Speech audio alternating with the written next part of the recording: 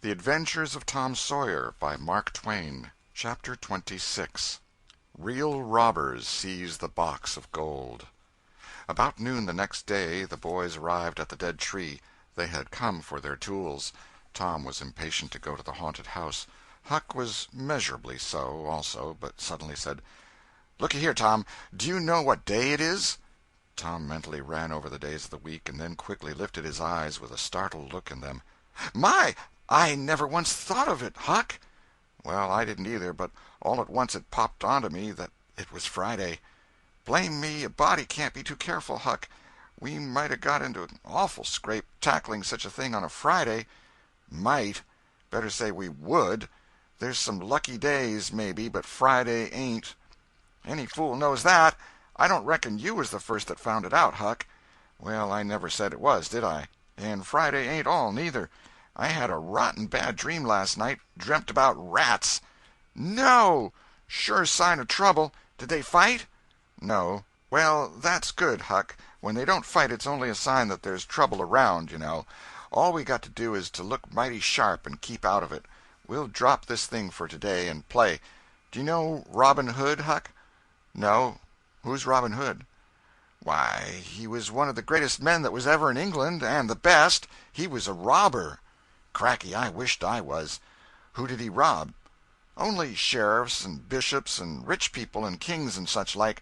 But he never bothered the poor. He loved 'em. He always divided up with 'em perfectly square." "Well, he must have been a brick." "I bet you he was, Huck. Oh, he was the noblest man that ever was. They ain't any such men now, I can tell you. He could lick any man in England with one hand tied behind him, and he could take his yew-bow and plug a 10-cent piece every time, a mile and a half." "What's a yew-bow?" "I don't know. It's some kind of a bow, of course, and if he hit that dime only on the edge, he would set down and cry and curse. But we'll play Robin Hood, and it's nobby fun. I'll learn you." "I'm agreed." So they played Robin Hood all afternoon, now and then casting a yearning eye down upon the haunted house and passing a remark about the morrow's prospects and possibilities there. As the sun began to sink into the west, they took their way homeward athwart the long shadows of the trees, and soon were buried from sight in the forests of Cardiff Hill. On Saturday, shortly after noon, the boys were at the dead tree again. They had a smoke and a chat in the shade, and then dug a little in their last hole, not with great hope, but merely because Tom said there were so many cases where people had given up a treasure after getting down within 6 inches of it, and then somebody else had come along and turned it up with a single thrust of a shovel. The thing failed this time, however, so the boys shouldered their tools and went away feeling that they had not trifled with fortune, but had fulfilled all the requirements that belong to the business of treasure hunting. When they reached the haunted house there was something so weird and grisly about the dead silence that reigned there under the baking sun, and something so depressing about the loneliness and desolation of the place, that they were afraid, for a moment, to venture in. Then they crept to the door and took a trembling peep. They saw a weed-grown, floorless room, unplastered, an ancient fireplace, vacant windows, a ruinous staircase, and here, there, and everywhere hung ragged and abandoned cobwebs. They presently entered, softly, with quickened pulses, talking in whispers, ears alert to catch the slightest sound, and muscles tense and ready for instant retreat. In a little while familiarity modified their fears, and they gave the place a critical and interested examination, rather admiring their own boldness, and wondering at it, too. Next they wanted to look upstairs. This was something like cutting off the retreat. But they got to daring each other, and of course there could be but one result. They threw their tools into a corner and made the ascent. Up there were the same signs of decay. In one corner they found a closet that promised mystery, but the promise was a fraud, there was nothing in it. Their courage was up now, and well in hand. They were about to go down and begin work when— "Shh!" said Tom. "What is it?" whispered Huck, blanching with fright. "Shh! There! Hear it?" "Yes. Oh, my! Let's run! Keep still! Don't you budge! They're coming right toward the door." The boys stretched themselves upon the floor with their eyes to knot-holes in the planking, and lay waiting in a misery of fear. "They've stopped! No, coming! Here they are! Don't whisper another word, Huck. My goodness, I wish I was out of this." 2 men entered. Each boy said to himself, There's the old deaf and dumb Spaniard that's been about town once or twice lately. Never saw t'other man before." T'other was a ragged, unkempt creature with nothing very pleasant in his face. The Spaniard was wrapped in a serape. He had bushy white whiskers, long white hair flowed from under his sombrero, and he wore green goggles. When they came in, T'other was talking in a low voice. They sat down on the ground, facing the door, with their backs to the wall, and the speaker continued his remarks. His manner became less guarded and his words more distinct as he proceeded. "No," said he, "I've thought it all over, and I don't like it. It's dangerous." "Dangerous?" grunted the deaf and dumb Spaniard, to the vast surprise of the boys. "Milksop!" This voice made the boys gasp and quake. It was Injun Joe's. There was silence for some time. Then Joe said: "What's any more dangerous than that job up yonder? But nothing's come of it." "That's different. Away up the river so, and not another house about. 'Twon't ever be known that we tried, anyway, long as we didn't succeed." "Well, what's more dangerous than coming here in the daytime? Anybody would suspicion us that saw us." "I know that. But there warn't any other places handy after that fool of a job. I want to quit this shanty.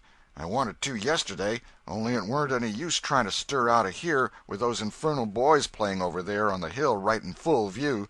Those infernal boys quaked again under the inspiration of this remark, and thought how lucky it was that they had remembered it was Friday and concluded to wait a day. They wished in their hearts they had waited a year. The two men got out some food and made a luncheon. After a long and thoughtful silence, Injun Joe said: "Look here, lad, you go back up the river where you belong. Wait there till you hear from me. I'll take the chances on dropping into this town just once more for a look. We'll do that dangerous job after I've spied around a little and think things look well for it. Then for Texas. We'll leg it together." This was satisfactory. Both men presently fell to yawning, and Injun Joe said: "I'm dead for sleep. It's your turn to watch." He curled down into the weeds, and soon began to snore. His comrade stirred him once or twice, and he became quiet. Presently the watcher began to nod. His head drooped lower and lower. Both men began to snore now. The boys drew a long, grateful breath. Tom whispered: "Now's our chance. Come." Huck said: "I can't. I'd die if they was to wake." Tom urged. Huck held back. At last Tom rose slowly and softly and started alone. But the first step he made wrung such a hideous creak from the crazy floor that he sank down almost dead with fright. He never made a second attempt. The boys lay there counting the dragging moments till it seemed to them that time must be done and eternity growing gray. And then they were grateful to note that at last the sun was setting. Now one snore ceased.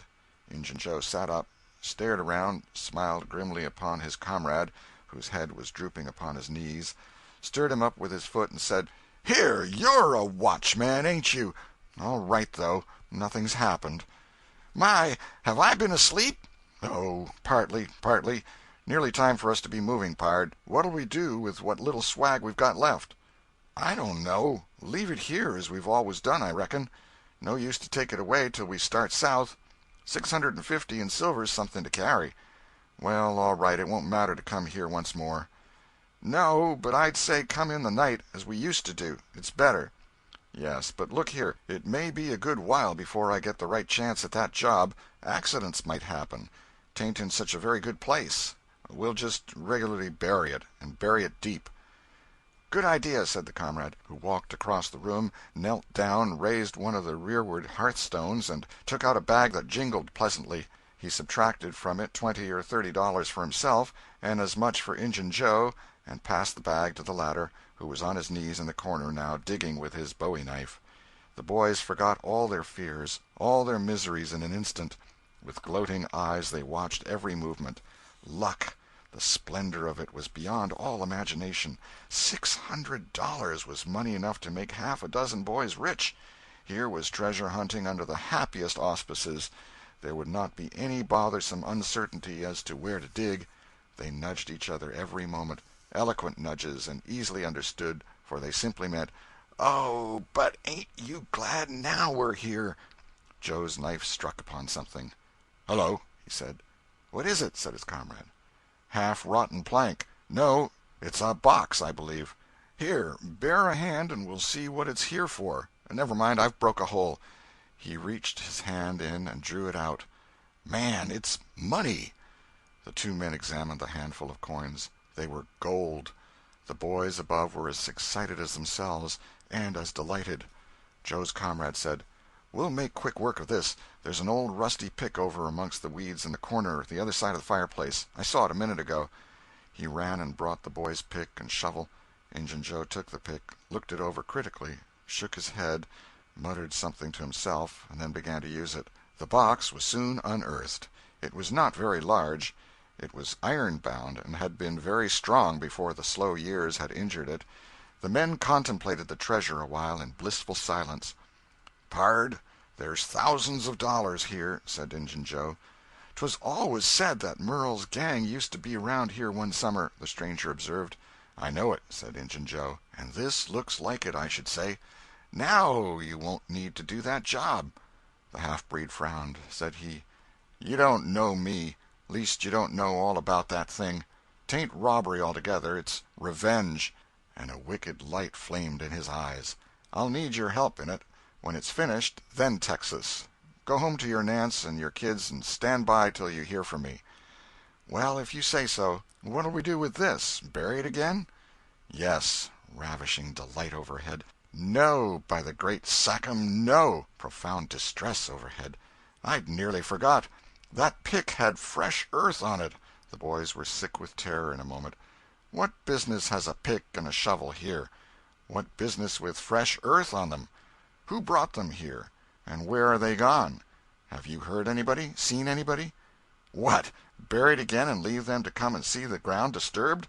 "Not exactly, not exactly. We'll take it to my den." "Why, of course. Might have thought of that before. You mean number 1? "No, number 2, under the cross. The other place is bad, too common." "All right. It's nearly dark enough to start." Injun Joe got up and went about from window to window, cautiously peeping out. Presently he said, "Who could have brought those tools here? Do you reckon they can be upstairs?" The boys' breath forsook them. Injun Joe put his hand on his knife, halted a moment, undecided, and then turned toward the stairway. The boys thought of the closet, but their strength was gone. The steps came creaking up the stairs. The intolerable distress of the situation woke the stricken resolution of the lads. They were about to spring for the closet when there was a crash of rotten timbers and Joe landed on the ground amid debris of the ruined stairway. He gathered himself up, cursing, and his comrade said, "Now what's the use of all that? If it's anybody, and they're up there, let 'em stay there. Who cares? If they want to jump down now and get into trouble, who objects? It will be dark in 15 minutes, and then let them follow us if they want to. I'm willing. In my opinion, whoever hove those things in here caught a sight of us and took us for ghosts or devils or something. I'll bet they're running yet." Joe grumbled a while. Then he agreed with his friend that what daylight was left ought to be economized in getting things ready for leaving. Shortly afterward they slipped out of the house in the deepening twilight, and moved towards the river with their precious box. Tom and Huck rose up, weak but vastly relieved, and stared after them through the chinks between the logs of the house. Follow? Not they.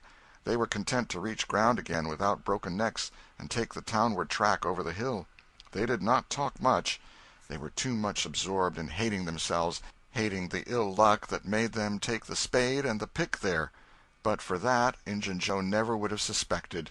He would have hidden the silver with the gold to wait there till his revenge was satisfied, and then he would have had the misfortune to find that money turn up missing. Bitter, bitter luck that the tools were ever brought there. They resolved to keep a lookout for that Spaniard when he should come to town spying out for chances to do his revengeful job, and follow him to number 2 wherever that might be. Then a ghastly thought occurred to Tom. "Revenge? What if he means us, Huck?" "Oh, don't," said Huck, nearly fainting. They talked it all over, and as they entered town they agreed to believe that he might possibly mean somebody else, at least that he might at least mean nobody but Tom, since only Tom had testified. Very, very small comfort it was to Tom to be alone in danger. Company would be palpable improvement, he thought. End of chapter 26.